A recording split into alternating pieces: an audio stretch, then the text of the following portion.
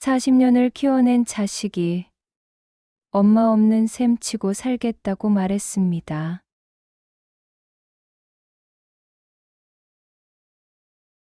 같은 동네에 살면서도 말이죠. 여러분이라면 어떻게 하시겠습니까? 저는 그 말을 그대로 들어드렸습니다. 그리고 깨달았습니다. 가족이란 게 무엇인지 말이죠. 저는 72살 김영숙입니다. 같은 동네에 사는 큰아들 매회와 손자 둘이 있었습니다. 아니, 있습니다. 하지만 이제는 다릅니다. 그날도 평범한 아침이었습니다. 라디오에서는 옛날 노래가 흘러나왔습니다. 정든님 그리워라. 꿈에라도 보고파라. 참 좋은 노래였습니다. 남편과 함께 듣던 노래였거든요. 남편이 돌아가신 지 벌써 3년째입니다. 현관문이 열렸습니다. 큰아들 목소리였습니다. 엄마, 계세요? 응, 여기 있다. 아들이 들어왔습니다. 그런데 표정이 어딘가 어색했습니다. 며느리도 함께였습니다. 둘이 함께 오는 일은 드물었거든요. 보통은 급한 일이 있을 때였습니다. 엄마, 앉으세요. 할 말이 있어요. 제 가슴이 갑자기 두근거렸습니다. 좋은 일은 아닌 것 같았거든요. 며느리의 눈가에는 붉은 기가 돌았습니다. 울었던 것 같았습니다. 뭔 일이냐? 아들이 말했습니다. 회사에서 구조조정이 있었다고요. 월급이 반으로 줄었다고요. 집값도 떨어져서 전세금도 못 빼겠다고요. 그래서 말인데,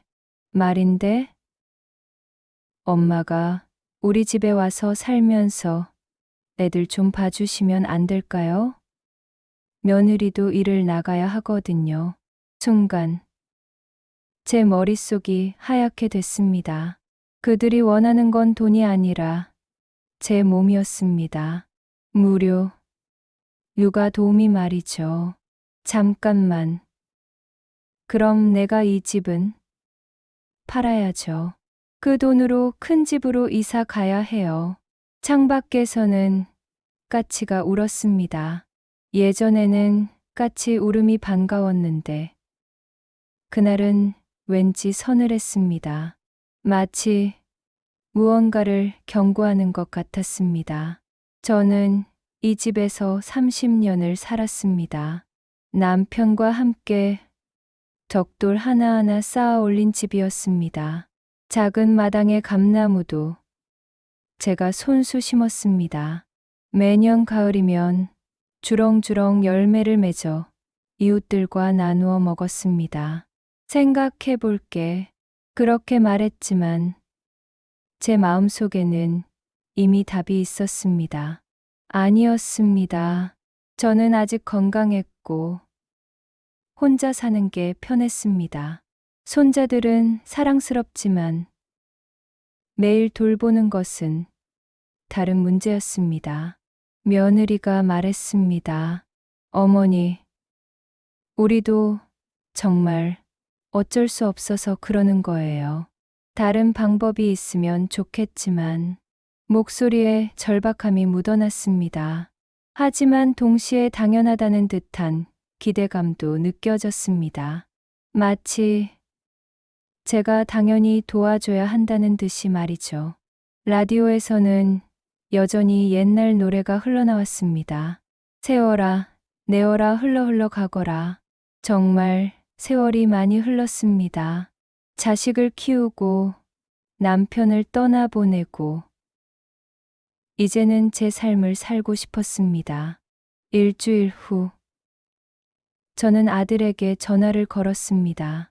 생각해 봤는데 엄마는 이 집에서 계속 살고 싶다.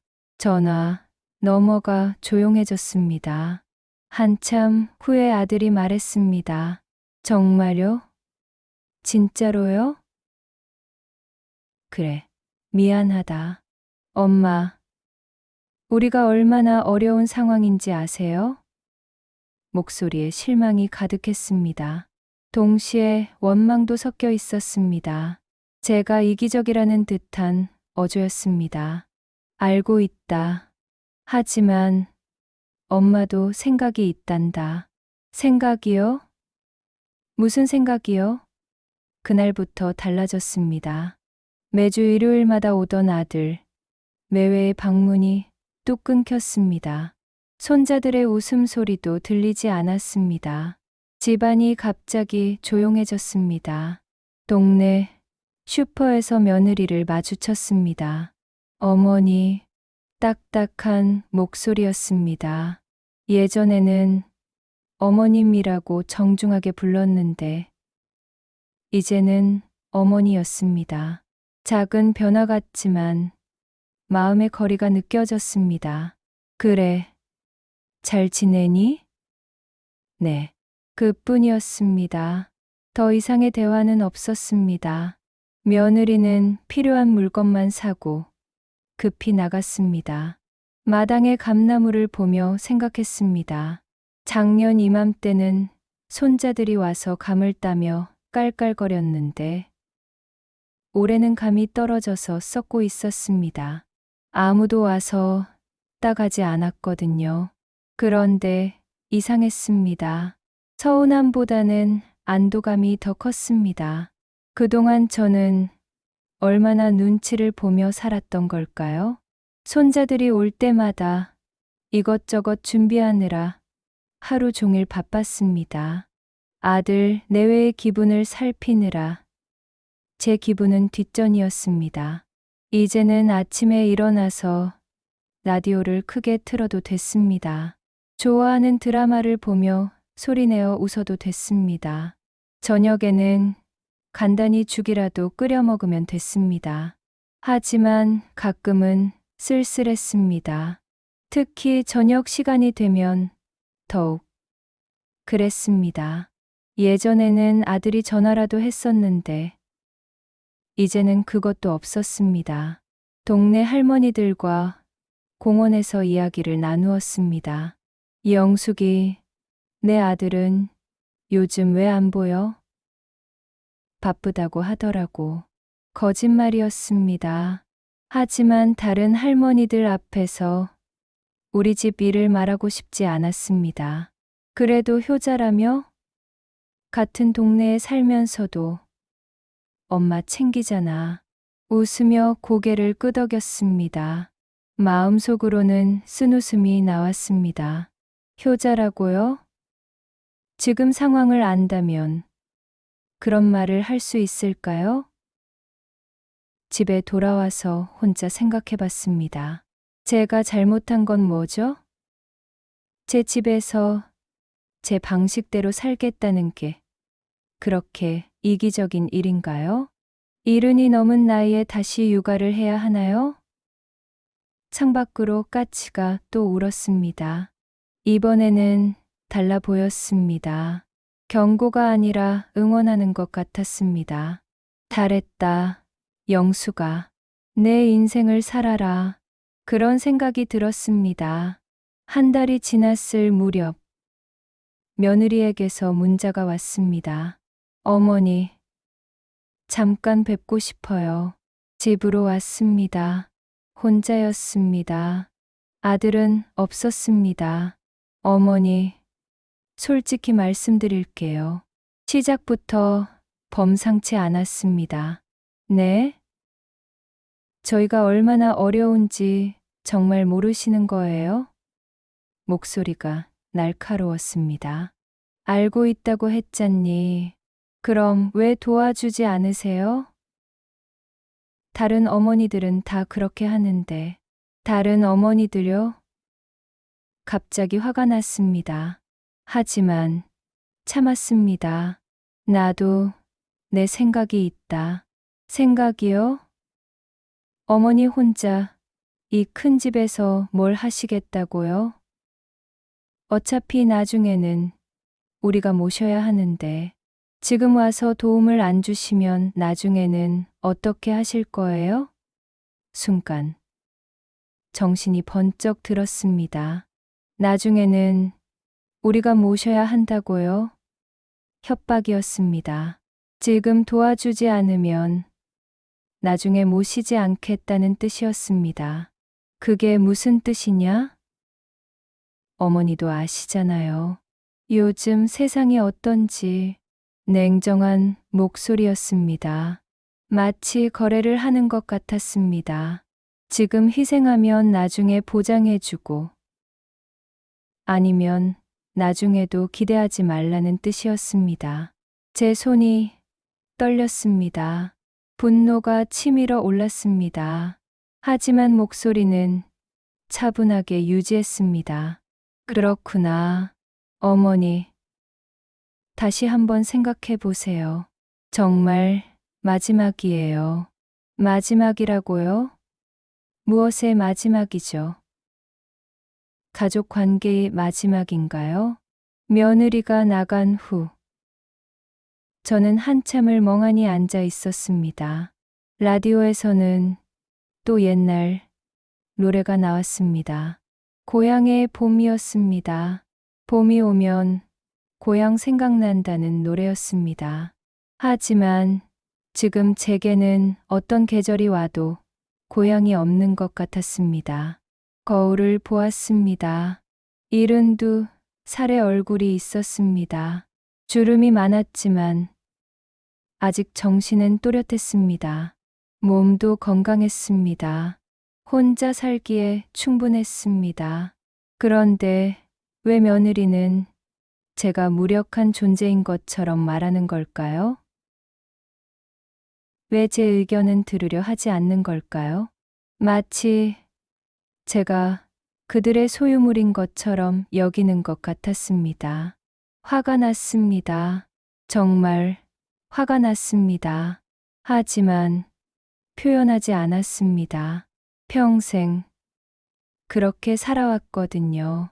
참고, 이해하고, 베풀어 왔습니다. 그런데 이제 와서 그것이 당연하다고 여기는군요. 마당으로 나갔습니다. 감나무 아래에서 깊게 숨을 쉬었습니다. 나무는 여전히 묵묵히 서 있었습니다. 아무 말 없이 자기 자리를 지키고 있었습니다. 나도 여기 있을 거다. 혼잣말이었습니다. 하지만 확신에 찬 목소리였습니다. 며느리와의 대화 후 일주일.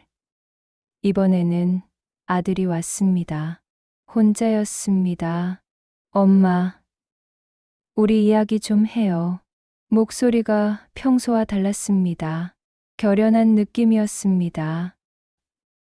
그래, 정말 안 도와주실 거예요? 그래. 짧은 대답이었습니다. 더 이상 설명하고 싶지 않았습니다. 아들이 한숨을 쉬었습니다. 그럼 어쩔 수 없네요. 뭐가? 엄마, 솔직히 말할게요. 엄마가 도와주지 않으시면 저희도 더 이상 엄마를 챙길 수 없어요. 순간 귀를 의심했습니다. 뭐라고?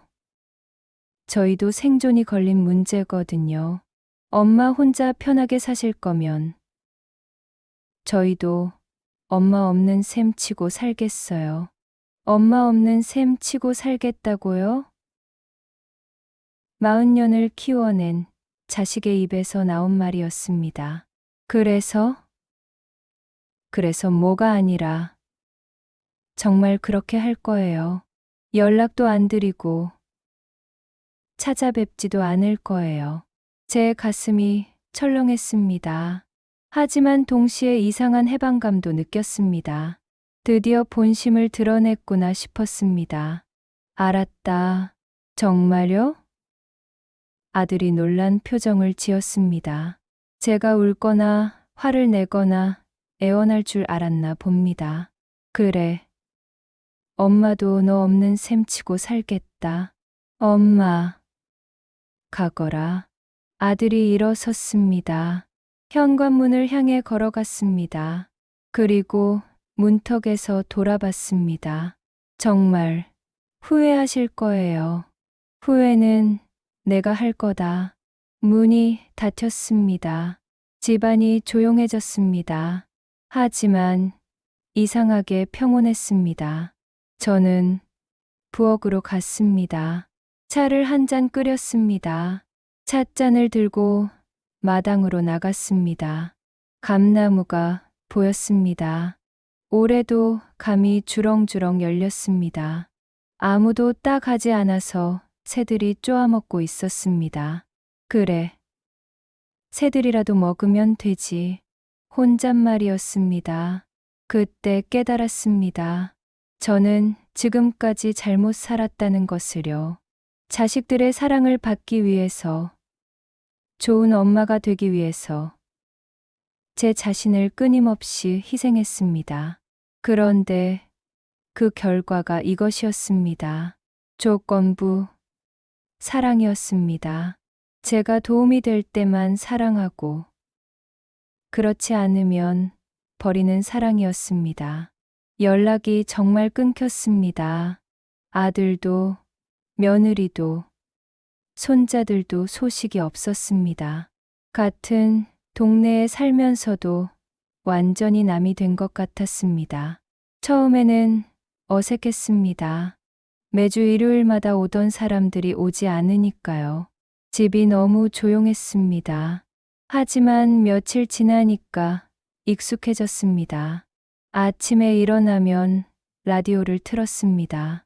아침 체조 방송을 따라 했습니다. 예전에는 손자들이 깰까봐 소리를 줄였는데 이제는 크게 틀어도 됐습니다. 점심은 간단히 먹었습니다. 국수나 죽이나 김치찌개나 복잡하게 만들 필요가 없었습니다. 누구 눈치도 보지 않고 제가 먹고 싶은 것만 만들면 됐습니다. 오후에는 동네를 산책했습니다. 공원에 나가서 다른 할머니들과 이야기도 나누었습니다. 영숙이 요즘 왜 혼자 다녀? 며느리는 바쁘다고 하더라고. 거짓말이지만 진실을 말할 필요는 없었습니다. 그래도 효자 아들 둬서 부럽다. 우리 아들은 외국에 있어서 1년에 한 번도 못 봐.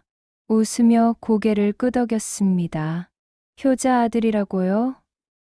이제는 그 말이 우습게 들렸습니다. 저녁에는 TV를 봤습니다. 좋아하는 드라마를 보며 소리내어 웃었습니다. 감동적인 장면에서는 울기도 했습니다. 아무도 이상하게 보지 않았거든요. 그런데 이상했습니다. 외롭지 않았습니다. 오히려 평온했습니다. 오랜만에 온전히 제 시간을 갖는 기분이었습니다. 마트에 가서 장을 봤습니다.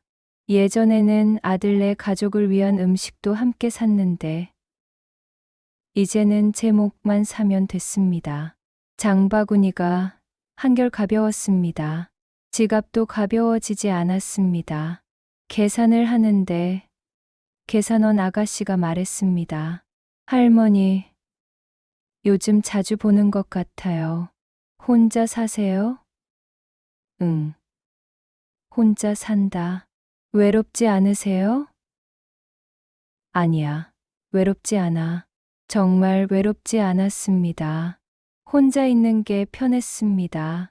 집에 돌아와서 감나무를 봤습니다. 감이 익어서 저절로 떨어지고 있었습니다. 땅에 떨어진 감을 주워서 새들을 위해 담장 위에 올려뒀습니다. 새들이 와서 쪼아 먹었습니다.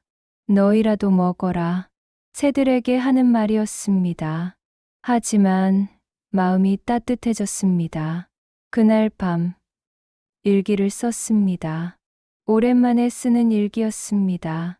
오늘은 좋은 하루였다. 아무도 내게 뭔가를 요구하지 않았다.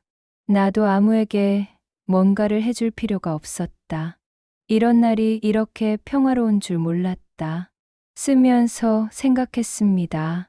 언제부터 저는 누군가에게 뭔가를 해주는 것이 존재의 이유인 줄 알고 살았을까요? 언제부터 제 자신을 위한 시간을 갖는 것이 이기적인 일이라고 생각했을까요? 아니었습니다. 저도 제 인생을 살 권리가 있었습니다. 70이 넘었다고 해서 제 의견이 무시당할 이유는 없었습니다. 그 순간 깨달았습니다. 저는 지금까지 두려움에 살았다는 것을요. 자식들에게 버림받을까봐, 나쁜 엄마라고 생각될까봐, 이기적이라고 여겨질까봐, 그 두려움 때문에 제 자신을 계속 희생했던 것입니다. 하지만 이제는 다릅니다. 오히려 더 평화로웠습니다. 자유란 이런 것인가 보다 싶었습니다. 2달이 지났습니다. 정말 아무 연락이 없었습니다. 같은 동네에 살면서도 마주치지 않았습니다. 아마 일부러 피하는 것 같았습니다. 그런데 어느 날 동네 슈퍼 아주머니가 말했습니다. 영숙이 누나, 큰아들, 매회 요즘 많이 힘들어 보이던데. 그래? 응. 며느리가 요즘 아르바이트까지 하고 있어. 편의점에서 밤에 일한다더라고. 얼굴이 많이 야위었어. 가슴이 좀 아팠습니다. 하지만 그들이 선택한 길이었습니다. 그런가 아들도 새벽 배달까지 하고 있다던데. 원래 그러던 사람이 아니었잖아. 집에 돌아와서 생각해 봤습니다. 정말 그들이 어려워하고 있는 걸까요? 아니면 제가 없어서 불편한 걸까요? 며칠 후 마트에서 며느리를 마주쳤습니다. 피할 수 없었습니다. 얼굴이 많이 야위어 있었습니다. 눈가에는 다크서클이 짙었습니다. 어머니, 서로 어색했습니다. 며느리가 먼저 말했습니다. 어머니, 그동안 잘 지내셨어요? 그래, 잘 지냈다. 혼자 계셔도 괜찮으세요? 괜찮다. 며느리가 장바구니를 받습니다. 라면, 우유, 달걀, 김치, 간단한 것들 뿐이었습니다. 저희가 너무했죠? 갑작스러운 말이었습니다. 뭐가? 어머니한테 그런 식으로 말한 거요. 사실 저도 너무 힘들어서 목소리가 떨렸습니다. 울 것 같았습니다. 저는 잠시 생각했습니다. 이 상황에서 제가 해야 할 말은 뭘까요? 괜찮다고 해야 할까요? 다 잊어버려라고 해야 할까요? 그때는 나도 서운했다. 정직한 대답이었습니다. 죄송해요. 정말 죄송해요. 며느리가 고개를 숙였습니다. 혼자 사는 것도 나쁘지 않더라. 며느리가 고개를 들었습니다. 놀란 표정이었습니다. 정말요? 그래. 나도 내 인생이 있다. 그렇게 말하고 헤어졌습니다. 며느리는 뭔가 더 말하고 싶어 했지만 저는 그냥 돌아섰습니다. 집에 돌아와서 거울을 봤습니다.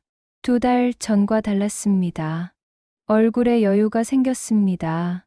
스트레스가 줄어서 그런지 피부도 좋아 보였습니다. 그날 밤 아들에게서 전화가 왔습니다. 2달 만이었습니다. 엄마? 응. 그동안 어떻게 지내셨어요? 잘 지냈다.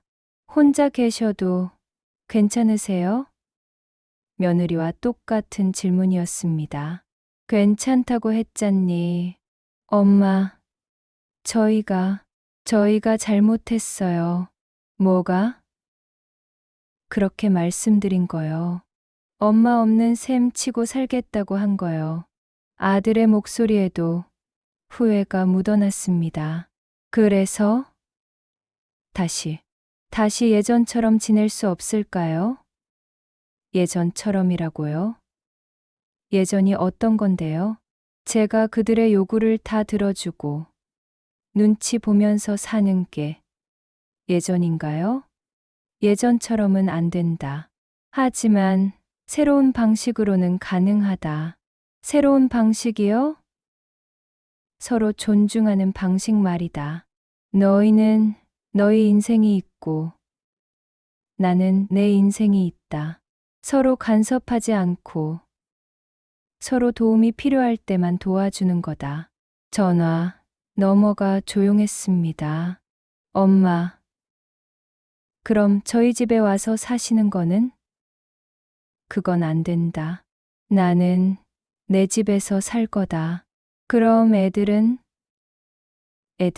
너희가 키워라. 나는 가끔 봐줄 수는 있지만 전담으로 키우지는 않을 거다. 아들이 한숨을 쉬었습니다. 알겠어요. 엄마 뜻대로 하세요. 전화가 끊어졌습니다.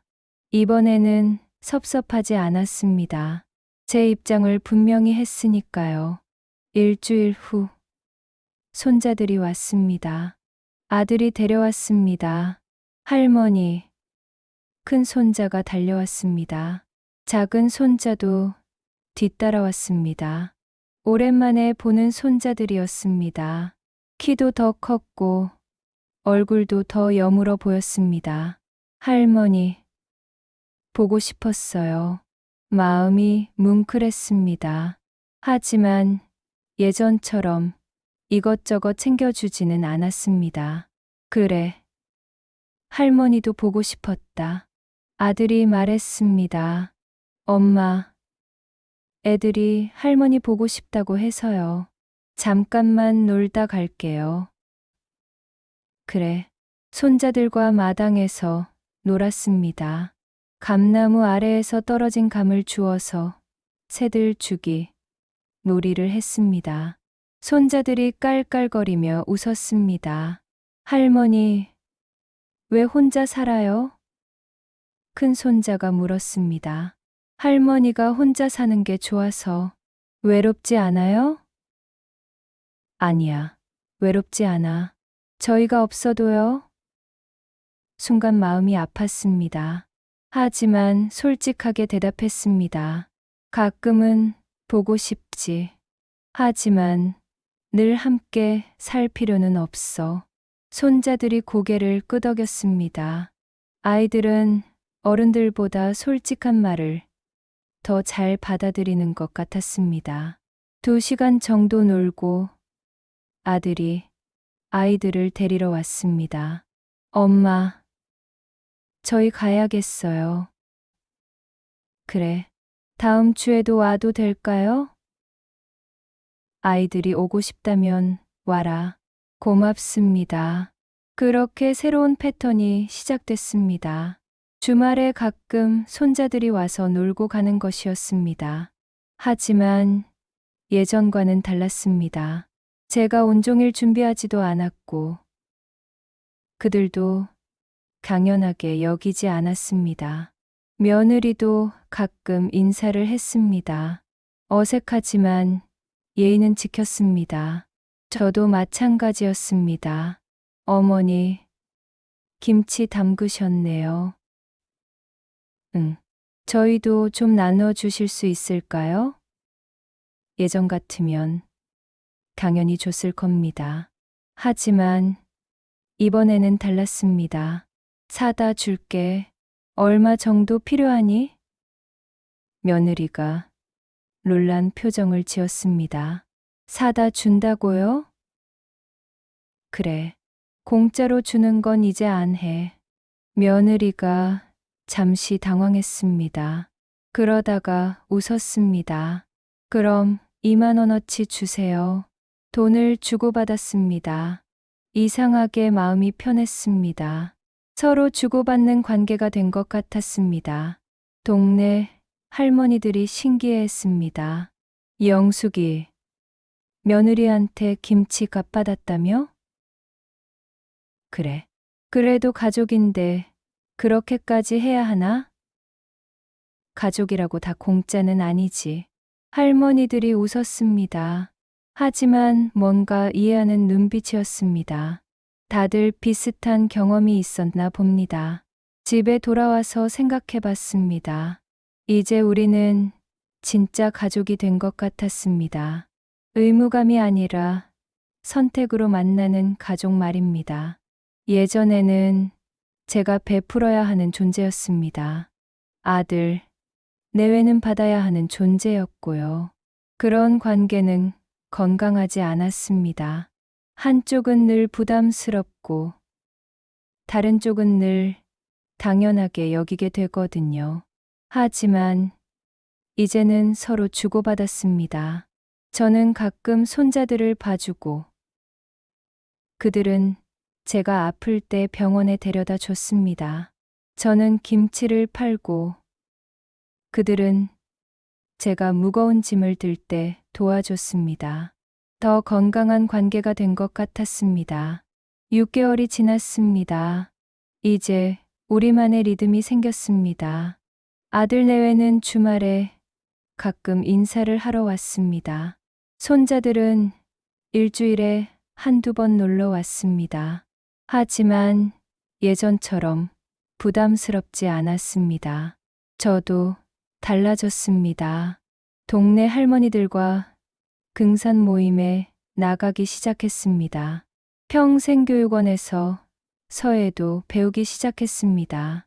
제 시간이 생기니까 할 수 있는 일들이 많았습니다. 어느 날 며느리가 감기에 걸렸습니다. 아들이 와서 말했습니다. 엄마, 미안한데 하루만 애들 좀 봐주실 수 있을까요? 와이프가 몸살이 심해서요. 예전 같으면 당연히 가서 며느리까지 돌봤을 겁니다. 하지만 이번에는 달랐습니다. 애들만 데려와라. 하루만. 네. 고맙습니다. 손자들이 왔습니다. 할머니 집에서 하루 지내는 것을 좋아했습니다. 간단한 음식을 해주고 같이 TV를 보고 마당에서 놀았습니다. 저녁에 아들이 데리러 왔습니다. 엄마, 정말 고맙습니다. 얼마 드릴까요? 됐다. 이 정도는 할머니가 해줄 수 있지. 하지만 며칠 후 며느리가 회복되자 제가 좋아하는 반찬을 만들어서 가져왔습니다. 서로 주고받는 관계였습니다. 그런데 정말 큰 일이 생겼습니다. 제가 계단에서 넘어져서 발목을 삐었습니다. 혼자서는 거동이 어려웠습니다. 아들에게 전화했습니다. 아들아, 엄마가 다쳤다. 어디 다치셨어요? 발목을 삐었는데 병원에 좀 데려다 줄 수 있겠니? 지금 갈게요. 15분도 안 되어서 아들이 왔습니다. 며느리도 함께였습니다. 병원에 데려가서 치료를 받았습니다. 다행히 큰 부상은 아니었습니다. 엄마, 며칠은 우리 집에 계시는 게 어떨까요? 며느리가 말했습니다. 아니다. 집에서 쉴게. 하지만 혼자 계시면 위험해요. 괜찮다. 결국 집에서 쉬기로 했습니다. 하지만 아들 내외가 번갈아 가며 하루에 2번씩 와서 안부를 확인했습니다. 밥도 해주고, 약도 챙겨주고, 빨래도 해줬습니다. 일주일 후 발목이 나아졌습니다. 고맙다. 아들에게 말했습니다. 당연한 거예요, 엄마. 하지만 이번에 당연함은 예전과 달랐습니다. 일방적인 당연함이 아니라 서로에 대한 당연함이었습니다. 며느리가 말했습니다. 어머니, 저희가 어려울 때 도와달라고 했던 거 정말 죄송했어요. 다 지난 일이다. 하지만 저희가 너무 이기적이었어요. 어머니 입장은 생각하지 않고 너희도 어려웠으니까 그래도 그런 식으로 말씀드렸으면 안 됐어요. 저는 며느리를 봤습니다. 6개월 전과는 다른 사람 같았습니다. 더 성숙해 보였습니다. 이제 우리 관계가 더 좋아진 것 같다. 저도 그렇게 생각해요. 정말 그랬습니다. 예전에는 의무와 부담으로 얽혀 있는 관계였다면, 이제는 서로를 존중하고 배려하는 관계가 되었습니다. 그날 저녁, 혼자 마당에 앉아 있었습니다. 감나무를 봤습니다. 올해도 감이 주렁주렁 열렸습니다. 이번에는 손자들이 와서 같이 땄습니다. 이웃들에게도 나눠줬습니다. 라디오에서는 옛날 노래가 나왔습니다. 고향의 봄이었습니다. 6개월 전에 들었던 그 노래였습니다. 하지만 이번에는 느낌이 달랐습니다. 슬프지 않았습니다. 따뜻했습니다. 정든 고향이 여기에 있구나 싶었습니다. 제가 선택한 이 집, 제가 지킨 이 마당, 제가 가꾼 이 관계들이 모두 제 고향이었습니다. 여러분도 혹시 비슷한 고민이 있으신가요? 가족이라는 이름으로 일방적인 희생을 강요받고 계신가요? 아니면 나이가 들었다는 이유로 여러분의 의견이 무시당하고 계신가요? 저는 여러분께 말씀드리고 싶습니다. 나이가 들어도 여러분은 존중받을 권리가 있습니다. 여러분도 여러분만의 인생을 살 권리가 있습니다. 가족이라는 이름으로 모든 것을 참을 필요는 없습니다. 때로는 거절할 용기가 필요합니다. 때로는 홀로 설 용기가 필요합니다. 그래야 진짜 가족이 될 수 있거든요. 의무가 아니라 선택으로, 부담이 아니라 사랑으로 만나는 가족 말입니다. 여러분의 이야기도 궁금합니다. 댓글로 들려주세요. 그리고 이 이야기가 도움이 되었다면 구독과 좋아요도 부탁드립니다. 비슷한 고민을 가진 분들에게도 이 이야기가 전해질 수 있도록 말입니다. 감사합니다.